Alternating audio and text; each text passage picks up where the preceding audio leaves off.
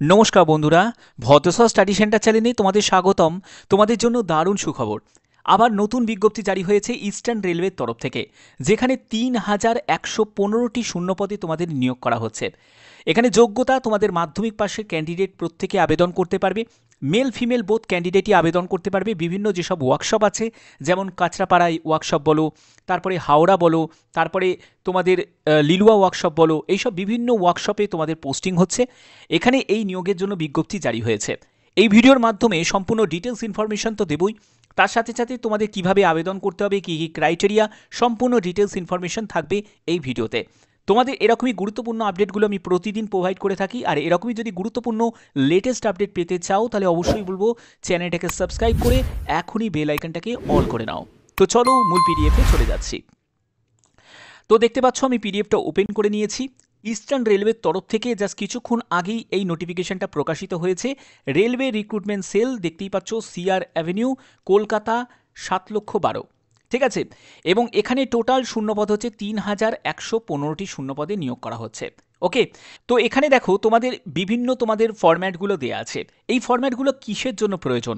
যারা যারা তোমরা পিডাব্লিউবিডি ক্যাটাগরি থেকে তাদের জন্য আলাদা ফরম্যাট দেওয়া আছে, যারা তোমরা ইবিসি ক্যাটাগরি থেকে তাদের জন্য আলাদা করে ফরম্যাট দেওয়া আছে, যারা তোমরা ইডাব্লিউএস ক্যাটাগরি থেকে তাদের ইনকাম অ্যান্ড অ্যাসেট সার্টিফিকেটের ফরম্যাটগুলো দেওয়া আছে। এই সেন্ট্রাল ফরম্যাটগুলো তোমাদের রেডি করতে হবে।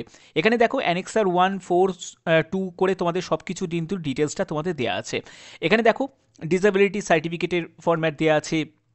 যারা তোমরা এসসি এসটি থেকে বিলং করছো তোমাদের জন্যও কিন্তু এখানে ফরম্যাটগুলো দেওয়া আছে।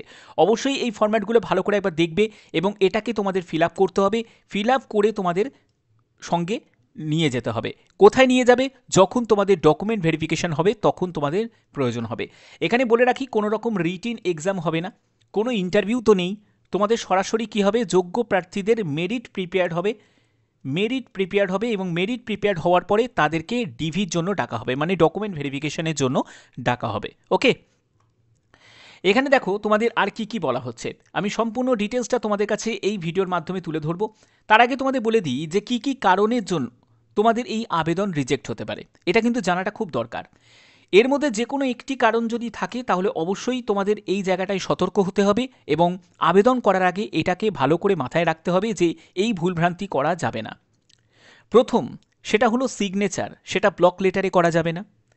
Left thumb impression signature not অ্যাফিক্সড on the application at prescribe যে প্লেস যেটা আছে সেখানে যদি অ্যাফিক্স না হয় সেটা কিন্তু কনসিডার করা হবে না। কোনো রকম যদি ব্লার ইমেজ থাকে, এলটিআই মানে লেফট থাম্ব ইমপ্রেশন, সেটাও কিন্তু এখানে রিজেক্ট হয়ে যাবে।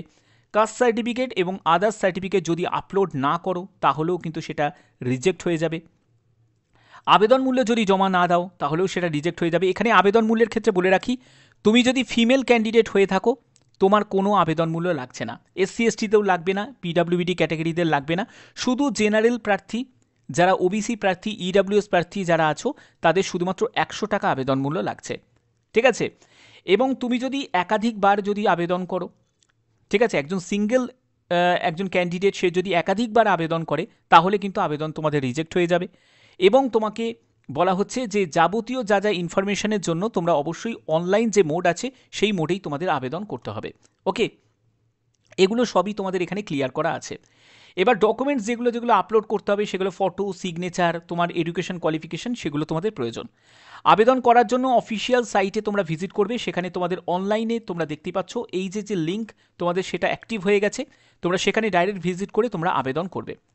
RRC eastern railway Kolkata. এবং আবেদন করার আগে প্রত্যেকটা টার্ম অ্যান্ড কন্ডিশন তোমরা ফলো করবে, তারপরেই তোমরা আবেদন করবে। অ্যাপ্লিকেশন ফিজের ক্ষেত্রে বলে রাখি 100 টাকা আবেদন মূল্য লাগছে। যারা জেনারেল প্রার্থী তাদের দিতে হবে, ইডাব্লিউএস যারা ক্যান্ডিডেট তাদের দিতে হবে, ওবিসি যারা ক্যান্ডিডেট তাদেরকে দিতে হবে। অবশ্যই যারা মেল ক্যান্ডিডেট তাদেরকেই দিতে হচ্ছে। তুমি যদি একজন ফিমেল ক্যান্ডিডেট হয়ে থাকো, পিডাব্লিউবিডি, এসসি এসটি থেকে বিলং করে থাকো, তোমার কোনো আবেদন মূল্য লাগছে না। বোঝা গেল? এর পরবর্তী হচ্ছে, দেখো তোমাদের আবেদন যারা যারা করবে, যারা যারা আবেদন করতে ইচ্ছুক তাদের কিন্তু এই যে ব্যাপারটা তোমাদের কাছে ক্লিয়ার করলাম সেটা কিন্তু অবশ্যই তোমাদের ফলো করতে হবে। এডুকেশন কোয়ালিফিকেশনের ক্ষেত্রে বলে রাখি, তোমাদের মাধ্যমিক পাস যোগ্যতা প্রয়োজন, 50% তোমার গড়ে নম্বর থাকতে হবে এবং তোমাকে ন্যাশনাল ট্রেড সার্টিফিকেট তোমার থাকতে হবে, এনসিবিটি বা এসসিবিটি তোমাদের সার্টিফিকেট থাকতে হবে। বোঝা গেল?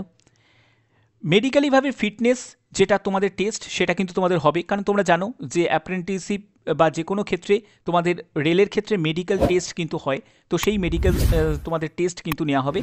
মোড অফ সিলেকশন কিভাবে হচ্ছে সেটা হলো তোমাদের একটা মেরিট প্রিপেয়ার হবে, অর্থাৎ যার নাম্বার ভালো সেই সব যোগ্য প্রার্থীকে মেরিট লিস্টে তারা জায়গা পাবে এবং তাদেরকে ডকুমেন্ট ভেরিফিকেশনের জন্য উপস্থিত হতে হবে এবং পরবর্তী সময় তোমাদের মেডিকেল হবে। এবার তোমাদের নাম্বার কম্বাইন করে হচ্ছে। কম্বাইন কিভাবে? যেটা হলো তোমাদের মাধ্যমিকের পার্সেন্টেজ অফ মার্কস এবং তোমার আইটিআই, সেই দুটোকে কম্বাইন করে কিন্তু তোমাদের মেরিট প্রিপেয়ার্ড হবে। ওকে, এখানে তোমাদের এজ রিল্যাক্সেশনের ক্ষেত্রে তোমরা যারা যারা এসসি এসটি থেকে বিলং করছো, ওবিসি থেকে বিলং করছো, তোমরা এজ রিল্যাক্সেশন পেয়ে যাবে। জেনারেল প্রার্থী যারা আছো তাদের ক্ষেত্রে বয়স 15 থেকে 24 বছরের মধ্যে হতে হবে। তুমি যদি এসসি এসটি ক্যান্ডিডেট হয়ে থাকো তুমি বয়সে 5 বছর ছাড় পাবে, আর ওবিসিরা বয়সে 3 বছর ছাড় পাবে। ঠিক আছে, এছাড়া যারা এক্স সার্ভিসম্যান আছো তোমরাও আবেদন করতে পারো, এবং যারা পিডাব্লিউবিডি ক্যাটাগরি থেকে তোমরাও আবেদন করতে পারো। প্রত্যেকের জন্য কিন্তু এখানে সংরক্ষণ দেওয়া আছে। তোমাদের কোন কোন ওয়ার্কশপে নিয়োগ করা হচ্ছে? জামালপুর ওয়ার্কশপ আছে, তারপরে দেখো তোমাদের আরও বিভিন্ন ওয়ার্কশপ আছে, আসানসোল ডিভিশন আছে, তারপরে দেখো তোমাদের এখানে মালদা ডিভিশন আছে, এরপরে হচ্ছে তোমাদের কাঁচরাপাড়া ওয়ার্কশপ আছে। এইসব বিভিন্ন ওয়ার্কশপ তুমি তোমার পছন্দ মতো প্রেফারেন্স হিসাবে সাজাতে পারবে। শিয়ালদা ডিভিশন আছে, তারপরে দেখো তোমাদের এখানে লিলুয়া ওয়ার্কশপ আছে, এরপরে হচ্ছে তোমাদের এখানে আছে হচ্ছে হাওড়া ডিভিশন আছে। টোটাল 3115টি শূন্যপদে তোমাদের এই নিয়োগটি করা হচ্ছে। ওকে, তো এখান থেকে তোমাদের যে ট্রেড নিয়ে তোমাদের যোগ্যতা আছে সেই ট্রেড নিয়ে তোমরা আবেদন করতে পারবে। আবেদন তোমাদের কবে থেকে শুরু? দেখো, আবেদন তোমাদের 31শে জুলাইয়ে এই নোটিফিকেশনটা জারি হয়েছে। আবেদন তোমাদের 14ই আগস্ট থেকে শুরু হচ্ছে, 13ই সেপ্টেম্বর পর্যন্ত তোমরা আবেদন করতে পারবে। মাথায় রাখবে যে লিঙ্ক অ্যাক্টিভ হবে 14ই আগস্টে এবং 13ই সেপ্টেম্বর পর্যন্ত আবেদন করতে পারবে। এটা তোমাদের জন্য দারুণ একটি সুযোগ। অনেকেই বলবে স্যার অ্যাপ্রেন্টিসশিপ করে কী সুযোগ আছে, কী বা ফায়দা আছে? কী কী ফায়দা আছে আমি সেটাও তোমাদের বলছি। এই নোটিশের মধ্যেই সেই ব্যাপারটা কিন্তু স্পষ্ট করে কিন্তু ক্লিয়ার করা আছে যে কী কী ফায়দা তোমরা পাবে।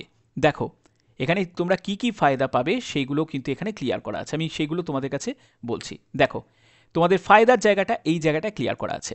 দেখো 3 নম্বর পয়েন্টটা দেখো, 20% অফ ভ্যাকেন্সিস, অর্থাৎ লেভেল 1 গ্রুপ ডিতে যে নতুন বিজ্ঞপ্তি জারি হবে সেই বিজ্ঞপ্তি বা পরবর্তী সময়ে যা যা বিজ্ঞপ্তি আসবে গ্রুপ ডির জন্য, সেখানে 20% ভ্যাকেন্সি থাকবে শুধুমাত্র অ্যাপ্রেন্টিসশিপ যাদের করা আছে তাদের জন্য সংরক্ষণ করা থাকবে। এটা একটা বড় সুযোগ। দ্বিতীয়, সেটা হলো তোমাকে পিইটি দিতে হবে না, মানে ফিজিক্যাল এফিসিয়েন্সি টেস্ট তোমার লাগবে না। তুমি যখন পরবর্তী যখন গ্রুপ ডির জন্য যখন আবেদন করবে, তোমার শুধুমাত্র রিটিন হবে, ডিবি হবে, তুমি মেডিকেলে চলে যাবে, কিন্তু তোমার কোনো পিইটি হবে না, মানে ফিজিক্যাল এফিসিয়েন্সি টেস্ট তোমার হবে না। এটাও একটা বড় সুযোগ। তৃতীয়, সেটা হলো সবথেকে বেশি হচ্ছে এখানে কাট অফটা অনেক কম থাকে। যারা অ্যাপ্রেন্টিস করা থাকে তাদের কাট অফটা তুমি দেখবে অন্যান্য যারা জেনারেল এসসি এসটি ওবিসি তাদের তুলনাও কিন্তু অনেক কম কাট অফ থাকে, এবং সেটাকে ফিলও করা যায় না। ঠিক আছে, কারণ তারা সিসিএএ ক্যাটাগরির মধ্যে নথিভুক্ত হয়ে যায়, এবং দেখবে ওই ক্যাটাগরি যে তোমাদের কাট অফটা তুমি যদি দেখো সেখানে দেখবে কাট অফ অনেক লো কাট অফ থাকে।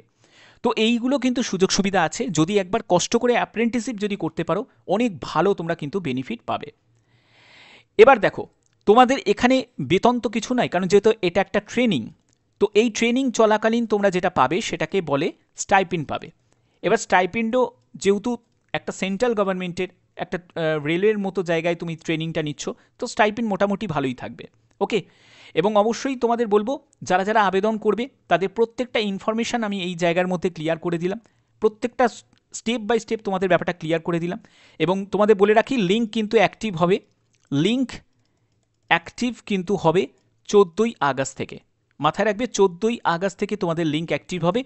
নোটিফিকেশান জারি হয়ে গেছে, তোমাদের জানোই, তোমাদের বিভিন্ন আপডেটগুলো আমি পৌঁছে দিয়ে থাকি। আর এরকমই যদি গুরুত্বপূর্ণ আপডেট পেতে চাও তাহলে অবশ্যই বলবো চ্যানেলটাকে সাবস্ক্রাইব করে বেল আইকনটাকে অল করে নাও। এখনের মতো এটুকুই, টাটা।